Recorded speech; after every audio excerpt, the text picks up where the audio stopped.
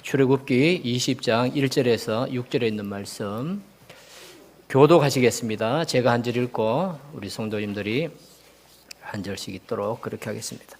출애굽기 20장 1절에서 6절에 있는 말씀 교독하시겠습니다. 모든 말씀으로 말씀하여 이르시되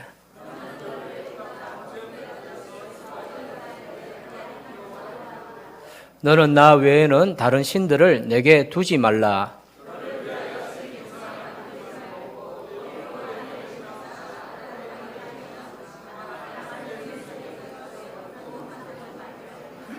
그것들에게 절하지 말며 그것들을 섬기지 말라. 나 내 하나님 여호와는 질투하는 하나님인즉 나를 미워하는 자의 죄를 갚되 아버지로부터 아들에게로 3, 4대까지 이르게 하거니와.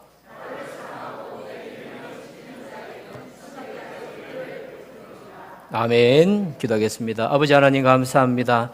이 시간 또 저희들이 하나님의 말씀에 귀를 기울이기를 원합니다. 성령으로 임하여 주시고 하나님 말씀 잘 깨달을 수 있도록 또 깨닫는 대로 순종하여 믿음의 열매 많이 맺힐 수 있도록 주께서 도와주옵소서. 예수님 이름으로 간절히 기도하옵나이다. 아멘. 원래도 어김없이 명절이 왔습니다. 또 어제까지만 해도 카운트다운 하기 시작했죠. 1시간, 2시간 이렇게 시간을 카운트다운하면서 이제 추석을 이렇게 맞이하게 되어졌습니다. 해마다 명절을 맞이하면 그 명절 맞이할 때마다 새로운 유행 또는 새로운 풍습이 풍속도가 이렇게 그려지는 것 같습니다. 이번 추석을 맞이하면서 새로운 풍속해서 두 가지 단어가 이렇게 떠오릅니다. 첫째는 디턴족이라고 하는 그런 새로운 족이 생겼다고 합니다. 디턴족. 우리 보통 운전하면 유턴은 아시잖아요. 유턴. P턴도 아시죠? P턴. 근데 이분은 지금 D턴이래요. D턴. D턴이 뭐냐면 우리 젊은 분들이 생활하던 그곳에서 고향으로 쪽바로 쭉 내려옵니다. 쭉 내려와서 이제 어른들한테 인사하고 또 예의를 지킬 것은 다 지키죠. 쪽바로 내려와서 지키고는 집으로 돌아갈 때 바로 돌아가는 것이 아니고 어떻게 갑니까? 삥 돌아서 갑니다. 이거 D가 되죠, 영어로. 삥 돌아가는데 어디로 돌아가느냐? 좋은 휴가지를 찾아서 여행하고 관광하고 집으로 돌아간다.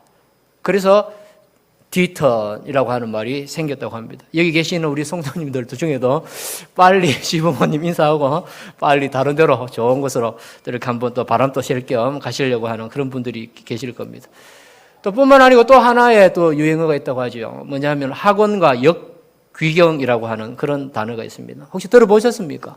학원과의 역귀경. 무슨 말이냐면 지방에서 수능고사 준비하는 우리 수험생들이 한 4, 5일 정도 되는 3, 4일 되는 이 휴가 기간 동안에 집에서 명절을 보내지 아니하고 서울의 유명한 대치동 같은 명문 학원이 있는 곳으로 서울로 역귀경을 하는 거죠. 가서 어른들은 지방으로 가서 이제 명절을 보내지만 우리 학생들은 오히려 서울로 올라가서 좋은 학원에서 수능 마무리 과외를 받으려고 올라가는 그런 것을 일컬어서 학원과의 귀경이다 이렇게 말들을 지금 만들어내고 또 그렇게 하는 우리 학생들이 많이 있다고 합니다.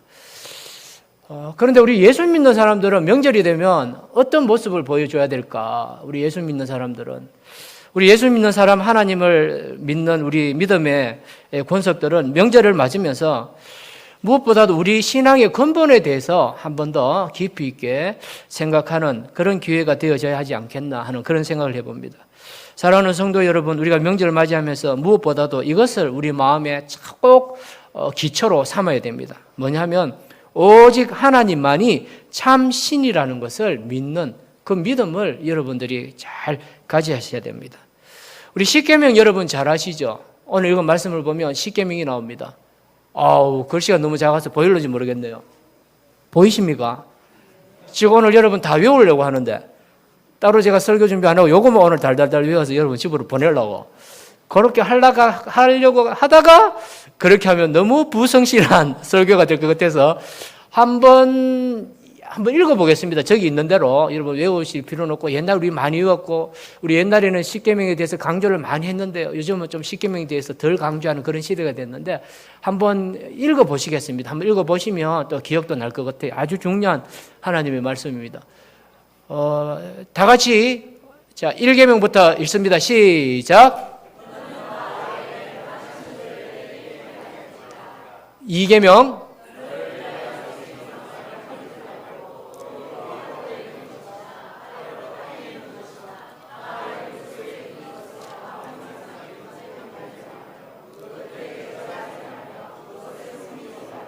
3계명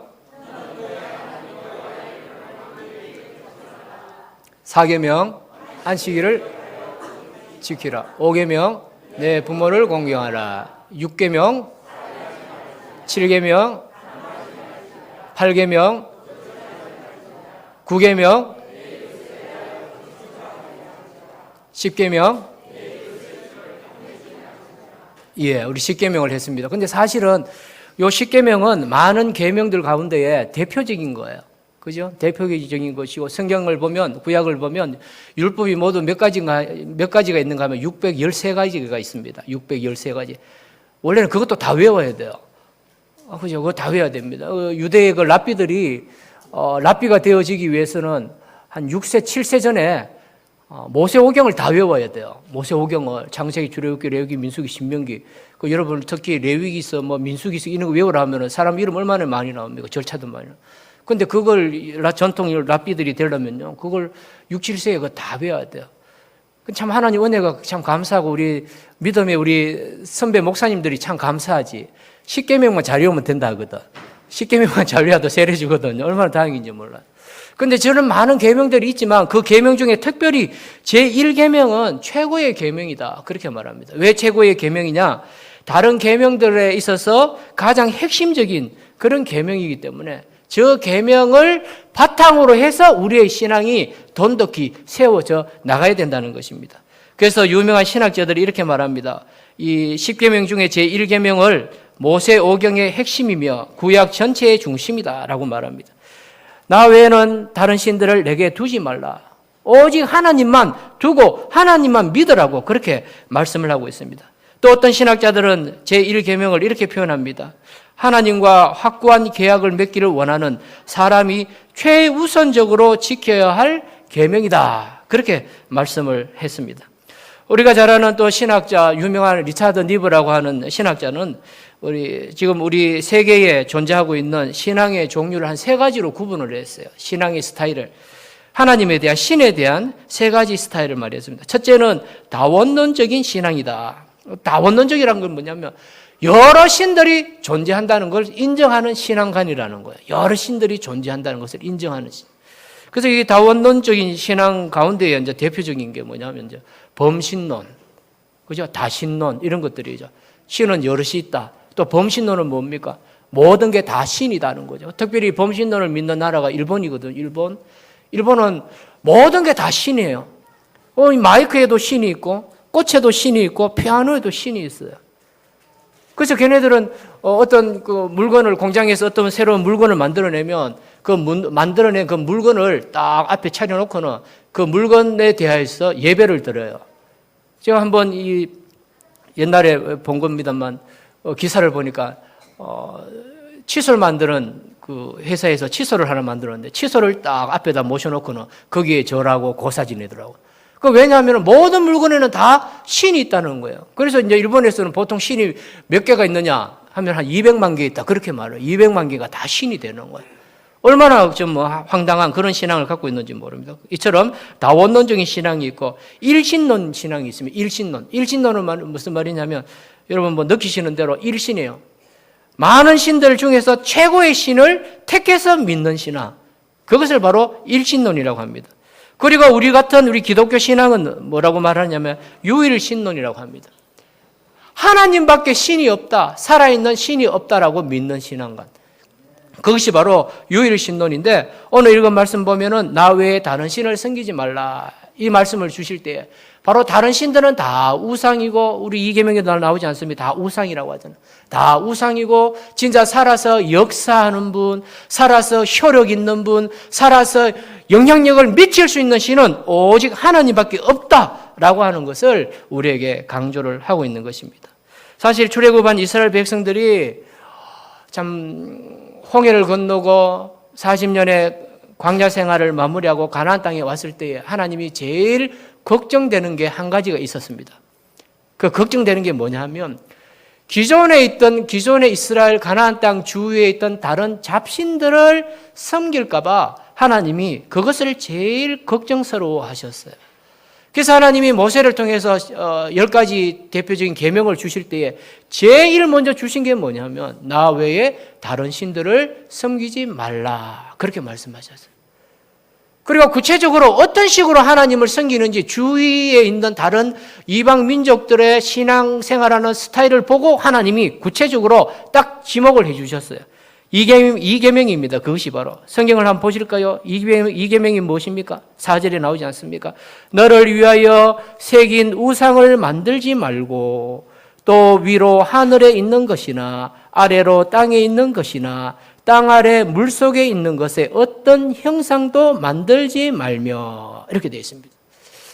금방 제가 좀 천천히 말씀을 읽었습니다만 요 모양이 뭐냐면 이스라엘 백성들을 둘러싸고 있는 가나안 땅에 기존에 있는 다른 부족들이 하나님이 아닌 다른 신들을 섬기는 방식이었어요. 이것이 바로 그들의 방식이 뭡니까? 첫째가 우상을 만들었다는 거예요. 우상을 만들었다. 상을 만들었다는 거예요. 형상을 만들었다는 것입니다. 그런데 그 상의 대상이 어떤 존재들이냐? 하늘에 있는 자기들이 막연하게 생각하는 신을 만들어 놓은 거예요. 괴물 같은 걸 만들어 놓잖아요. 그것이 대표적인 게 뭐가 있습니까? 우리 그리스 신화에도 나오지 않습니까? 비너스, 제우스 신, 뭐 이런 것들이죠. 뿐만 아니고 아래로 땅에 있는 것이나 되죠. 땅에 있는 것이 뭡니까? 땅에 있는 것. 그렇죠. 보통 사람들이 일상생활하는 가운데에 이야 저거 신으로 만들면 좋겠다. 야 저거 보니까 우리 사람분들보다도 더 힘이 세어 보인다. 야 저걸 하나 상을 크다하게 만들어 놓고 저걸 우리 신으로 우리를 돕는 자로 여기자. 이렇게 해서 뭘 만듭니까? 그렇죠. 크다한 형상을 만드는 거예요. 그게 바로 뭐냐면 땅에 있는 형상을 만드는 것입니다. 그 대표적인 게 무엇이 있습니까? 모세가 시내산에 올라가서 하나님께 이 율법을 받으려고 올라가서 안 내려올 때에 이스라엘 백성들이 뭘 합니까? 아이고 우리의 용도자인 모세가 지금 사라졌다. 도망갔는지도 모르겠고 죽었는지도 모르겠고 산에 간다고 올라갔는데 짐승에게 해코지 당해서 어떻게 됐는지 모르겠다. 아이고 우리 민족의 운명은 어떻게 할 것이냐. 아이고 무서워라. 어떻게 할까. 야 너희 집에 금덩어리 있나? 야 너희 집에 모아놓은 금이 좀 있나? 있다. 그럼 다 가지고 와봐라. 우리 금을 녹여가지고 저 옆에 있는 다른 민족들처럼 그다란 금송아지를 만들어서 그걸 하나님이라고 생각하고 우리가 하나님 믿으면 되지 않겠느냐? 그러면 모세가 뭐 필요 있냐?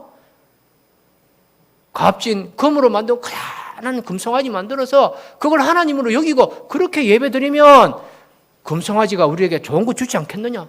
좋은 방법이다. 그렇게 해서 이스라엘 백성들이 자기 집에 있는 금덩어리 모아가지고 뭐합니까? 그다란 금송아지 만들었잖아요. 만들어 놓고 그걸 하나님인 것처럼 예배하고 찬양하고 거기다가 제사 드리잖아요. 그걸 말하는 겁니다. 아래로 땅에 있는 것이나 또 땅 아래 물속에 있는 것이나 어떤 형상도 만들지 마라. 물속에 있는 것은 뭐가 있겠습니까? 물고기 같은 거 만드는 거. 만들어 놓고 그걸 하나님인 것처럼 집에다가 딱 모셔놓고 예배 드리는 그런 모습에 대해서 하나님은 잘 알고 계셨기 때문에 이스라엘 백성들에게 제일 중요한 계명을 주신 거예요. 뭡니까? 그게 바로 다른 신을 섬기지 말고 우상을 만들지 말라. 형상을 만들지 말라. 그렇게 말씀합니다. 왜 하나님께서 우리에게 형상 만드는 걸 싫어할까요? 왜 싫어하는 줄 압니까? 형상을 만들어버리면 우리의 신앙이요. 그 형상 앞에서만 신앙이 드러납니다. 다르게 말하면 하나님의 능력이 제한되어 버려요. 그런데 우리가 믿는 하나님은 어떤 분입니까? 하나님은 요한복음 보면 영이 신이 되어 있잖아요. 영은요 자유로워요. 영은 자유롭습니다. 그래서 우리가 하나님을 표현할 때 교리적으로 표현할 때 무소부지하신 하나님이라 하잖아요. 그죠? 어느 한 제한된 공간에 제한받지 않는다는 거예요. 어느 한 시간에만 특정히 역사하시는 그런 하나님이 아니라는 거예요. 그런데 사람들은 어떻게 하느냐? 전지전능하시고 무한하신 하나님을 인간들이 생각하는 그 기본적인 사고의 틀 안에다가 하나님을 딱 카탈로그를 만들어버리는 거야. 딱 가둬버리는 거야. 그게 뭐냐면 우상을 만들어버리는 겁니다. 그러니까 사람들이 어떻습니까? 상이 있는 데 가서는 거룩한 척해요. 그렇지 않습니까? 온갖 나쁜 짓 다 하는 놈들도요. 이거 한 번씩 영화 같은 거 보면은 마피아단들 보면요. 마피아단도 참 특이한 게 있더라고. 그 마피아 얼마나 나쁜 짓 많이 하는 그런 무리들입니까? 그 마피아의 높은 사람들은요, 꼭 나쁜 짓을 하고 전 직전에 어디 가느냐면 성당에 가더라고. 대부 이런 거 한번 보세요, 여러분. 대부 이런 거 안 봅니까? 대부 보시잖아요, 그죠? 대부 보세요. 꼭 있지 않습니까? 저놈의 새끼들 한번 복수를 해야 되겠다.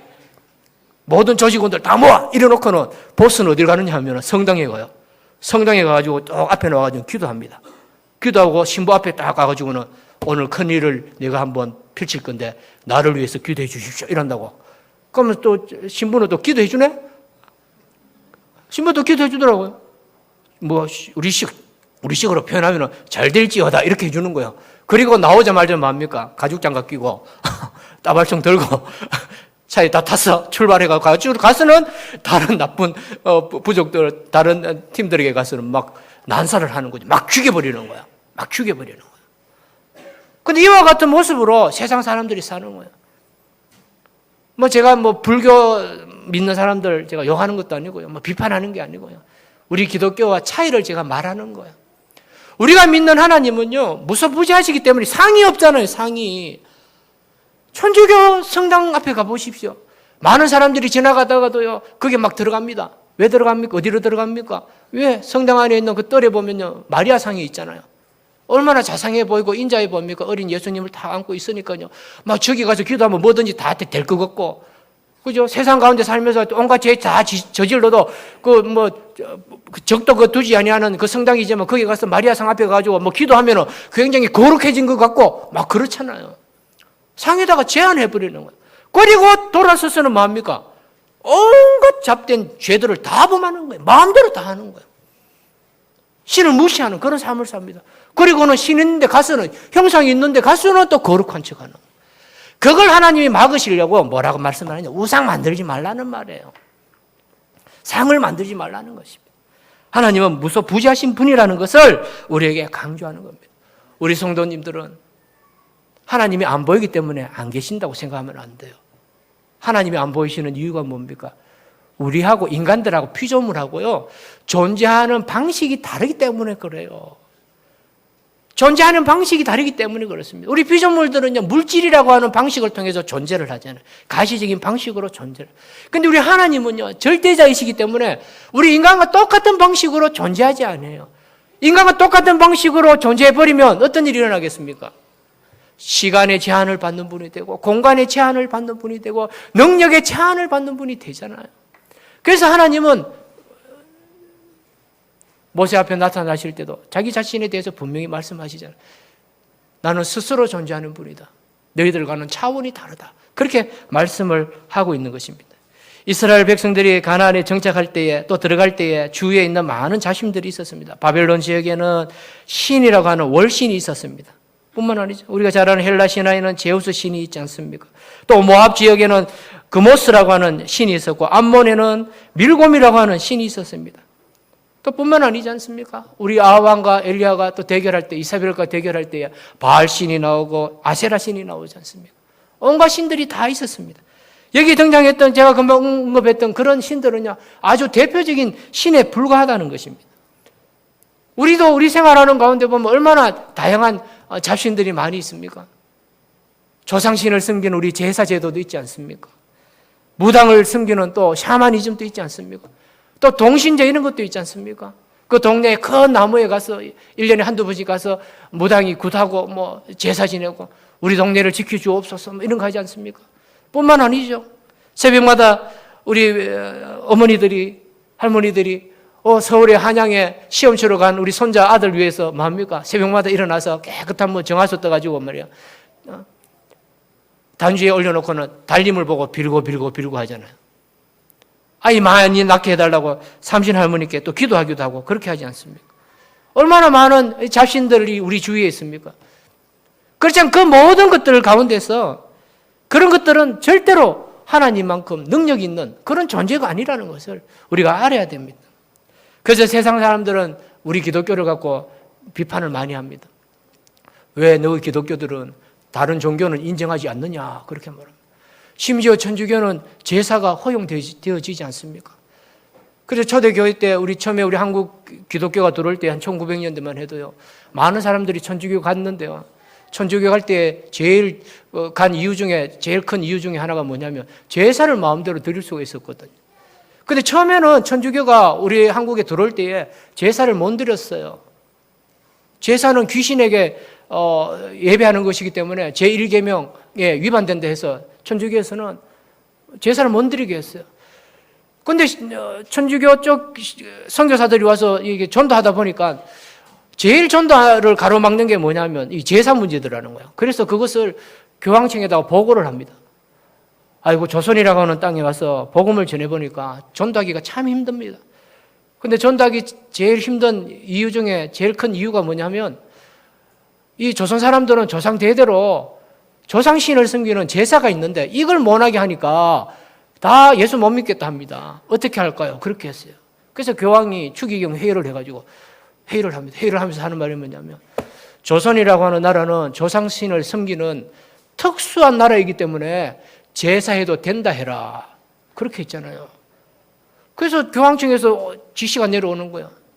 우리 조선에, 천주교에. 조선은 제사 지내도 된다. 그렇게 해서 많은 사람들이 천주교 간 거예요. 천주교 많이 갔어요.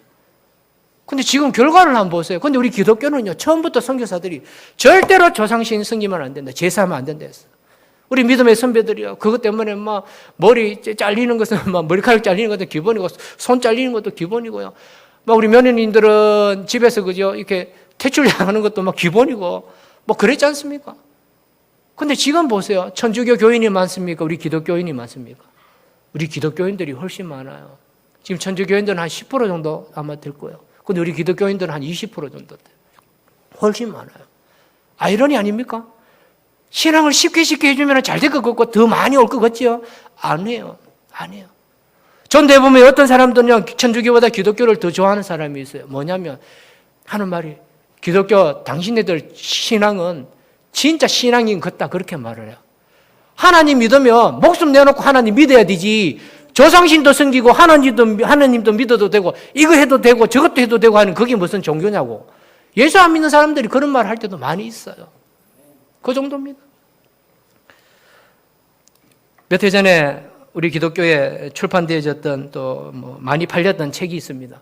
그 책 제목이 무엇이냐면 뭐 교회 가기 싫은 77가지 이유라고 하는 책이 있습니다.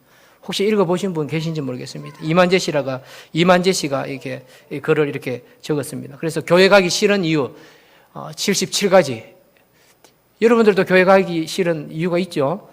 있는데 여기 보면 교회 다니다가 교회 안 나가는 사람 사연 39가지. 또 이제 교회 가지 아니하고 교회에 대해서 반감을 가진 사람 또 의견 몇 가지 이렇게 해서 77가지를 이렇게 만들어 놨어요. 그 중에 몇 가지가 나옵니다. 제가 한번 읽어드리겠습니다. 교회 안 가본 사람들이 하는 말이에요. 젊은 사람들이 하는 말입니다. 교회에서 노방전도 하는 꼬라지가 보기 싫어서, 또 교회 갈 여유가 없어서, 또 말 많은 전도사가 싫어서, 목사가 말이 더 많은데 이는 전도사가 좀 말 많은데, 또 부자 교회가 싫어서 교회 가기 싫다. 믿는 건 이 세상에서 나 자신뿐이기 때문에 술, 담배도 아예 못하게 하는 것이 교회는 싫어서 그렇게 이야기를 했어요. 그렇게 하면서 이런 이야기도 더불어서 합니다. 종교가 미신과 다른 것이 무엇이냐? 또 타 종교, 타 종파에 대해 기독교는 너무 배타적이다 라고 하는 이유 때문에 교회 가기 싫다, 나는 예수 안 믿는다라고 답한 사람들이 굉장히 많이 나왔다고 합니다. 우리 기독교는 굉장히 배타적이에요. 배타적이다. 다른 것을 이렇게 배척한다. 폐쇄적이에요. 어떻게 보면 폐쇄적이에요. 폐쇄적입니다. 그래서 이 폐쇄적인 것을 문을 연 파가 이제 천주교 아닙니까? 천주교에서는 뭐 심지어는 불교와도 교류하기도 하고 또 석가탄생일입니까? 석가탄신이 되면은 뭐 화환도 보내고 축하 메시지도 그렇게 해요. 그렇게 하니까요, 불교에서도 성당에다가 성탄절 되면은 축하 화환도 보내고 또 심지어는 어떤 중들은 성당에 가서 이 강단에 올라와가지고 축사도 하고 그렇게 해요. 엉망이에요.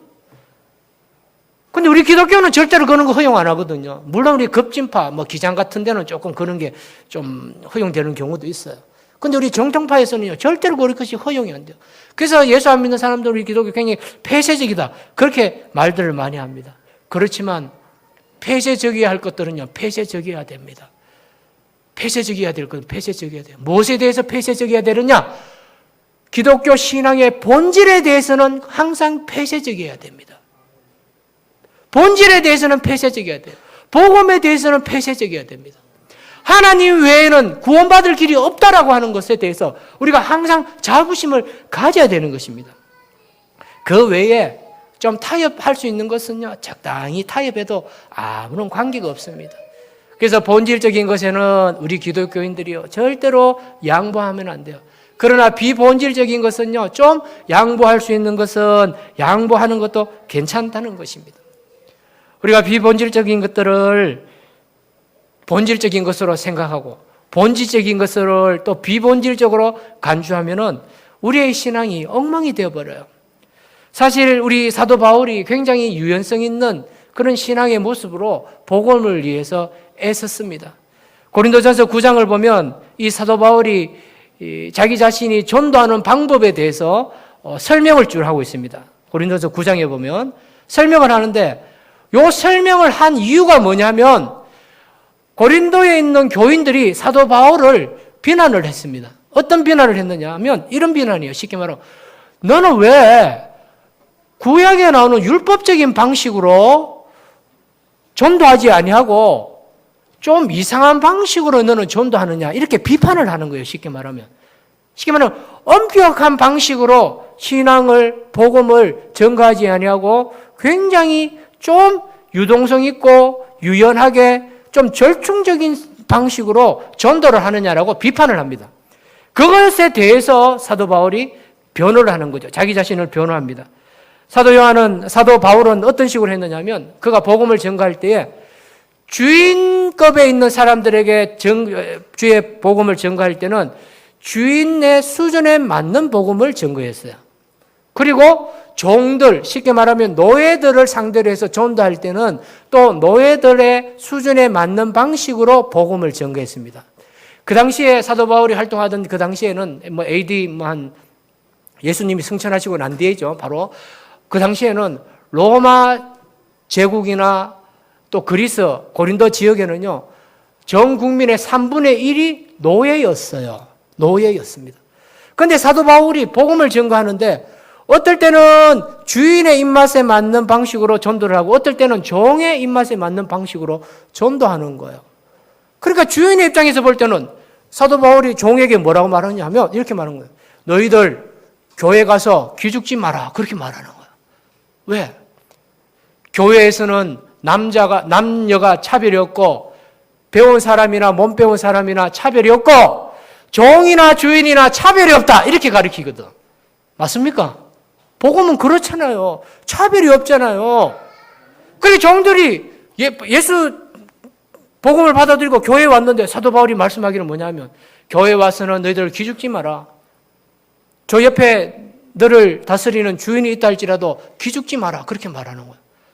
그리고 또 반대로 주인들에게는 사도 바울이 어떻게 가르쳤냐면 밖에 가서는 옆에 있는 사람이 여러분들이 종일지는 몰라도 교회 안에서는 평등하다.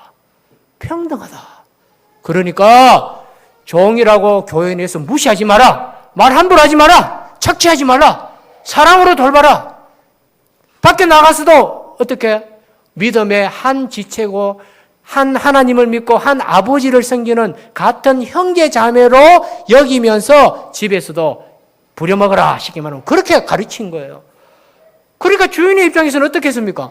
뭐 이런 게 있나 이 말이에요. 쉽게 말하면 분명히 법적으로 볼 때 사회적으로 볼 때 내 종인데 내 마음대로 할 수 있는데 왜 나와 동등한 자리에서 주의 절에서 예배를 드리느냐? 이게 주인들의 입장에서는 뭡니까? 불만인 거예요, 불만. 상대적으로 종들은 좋지. 야, 종들이 지금까지 우리를 압제하고 우리를 괄시했는데 이제는 인격적으로 대우하겠구나. 종들의 입장에서는 할렐루야잖아요. 근데 그것에 대해서 불만을 품고 이야기를 하는 거예요. 그것에 대해서 사도 바울은 뭐라고 말하느냐? 9장 23절에 내가 복음을 위하여 모든 것을 행함은 복음에 참여하고자 함이라. 그렇게 표현하고 있습니다. 이게 바로 본질이라는 것이에요. 우리가 비본질적인 게 있죠. 그 비본질적인 게 뭡니까? 법적으로 만들어 놓은 것, 사회적인 문화와 간섭 때문에 만들어 놓은 그 카탈로그가 있다는 거죠. 카테고리가 있다는 거죠. 근데 그것을 뭐 하는 거예요? 벗어나는 것이 바로 복음의 능력이라는 것입니다. 우리가 어떤 사회적인 또 문화적인 환경 속에 있다 할지라도 복음을 위해서라면 적당히 타협하고 양보할 수 있는 것들은 양보하라는 거예요. 그렇지만 중요한 건 뭡니까? 복음을 위해서라는 거죠. 여러분, 복음이 뭡니까, 그러면? 복음이 뭐예요? 교회 다니는 것이 복음입니까? 성경 지식 많이 아는 게 복음입니까? 그게 아니에요. 복음이란 것이 무엇이냐? 바로 이것입니다. 절대 주권자이신 하나님이 인간을 사랑하셔서 아들 예수님을 이 땅에 보내주시고 그분의 죽음이 나의 죄 형벌로 대신 지신 죽음이라는 것을 믿는 것이 바로 복음입니다. 이것이 바로 복음입니다. 이 복음에서 중요한 요소가 무엇이 있습니까? 예수님의 죽으심이 있습니다. 내가 믿는다는 것도 있어요. 그런데 그것보다도 제1되는 전제가 있습니다. 뭐냐? 하나님은 절대자이시다라고 하는 겁니다. 한번 따라해 보시겠습니까? 하나님은 절대자이시다. 한 번 더. 하나님은 절대자이시다. 하나님이 절대자이시기 때문에 우리의 복음의 출발이 거기서 시작되는 거예요. 하나님 빼고는요, 자제구리한 건요, 조금 양보할 수 있어요. 타협할 수 있습니다. 그렇지만 제일 중요한 것, 하나님에 대한 신앙. 하나님만이 절대자이시고 하나님만이 살아있는 하나님이시고 능력 있는 분이라는 것, 그것을 잊지 아니하시는 우리 모든 성도님들이 되시기를 바랍니다. 그래서 사무엘상 2장에 보면요, 한나가 기도할 때 하나님에 대해서 멋지게 고백합니다. 뭐라고 고백합니까? 여호와는 인간을 죽이기도 하시고 여호와는 인간을 살리기도 하시고 서울에 내리기도 하시고 거기서도 올리기도 하시는도다. 하나님께서는 우리를 가난하게도 하시고 하나님께서는 우리를 부하게도 하시고 하나님은 우리를 높이시기도 하시고 하나님은 우리를 낮추시기도 하시는 분입니다. 할렐루야.